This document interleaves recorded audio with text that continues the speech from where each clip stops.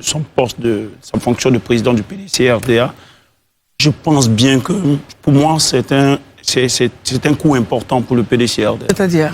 Parce que, j'ai dit ici, hein, lorsqu'on regarde ce qui s'est passé pour le procès en radiation, c'était sur la question de fond, c'était sur la nationalité de M. Tidiane Thiam au moment de son inscription sur la liste électorale.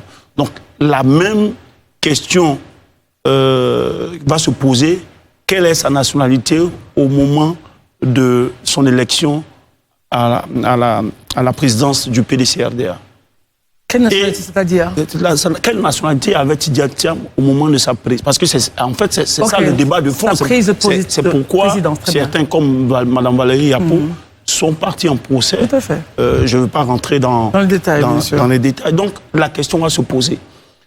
Et vu ce qui s'est passé sur le même débat de fond avec la question de la radiation, le PDC-RDA prenait le risque d'aller au 15 mai avec une décision de justice qui peut déjà déchoir le président de parti élu du PDC-RDA. En même temps, l'autre épée, c'est voir le PDC être mis sous la tutelle d'un administrateur provisoire.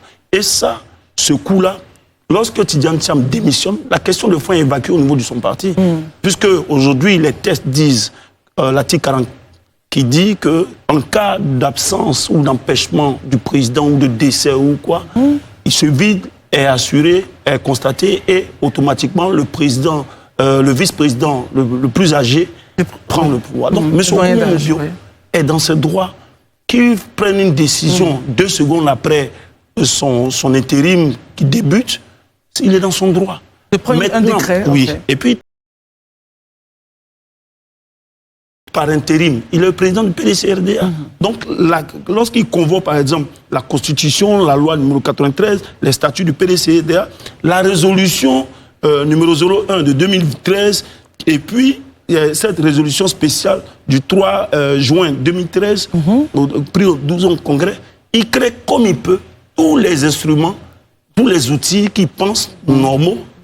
Ils sont en crise, donc ils sont dans ad hoc. Donc, quand il crée un nouveau poste de président délégué, c'est dans ses cordes.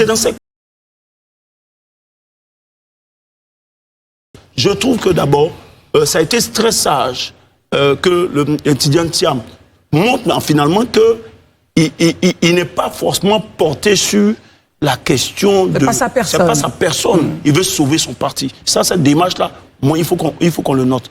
Maintenant, pour moi, si j'aurais été à la place de M. Koumoubio, je n'aurais pas nommé président délégué non plus. Pourquoi? Mais ça, c'est mon choix. Mais je veux dire que M. Koumoubio est dans ses droits.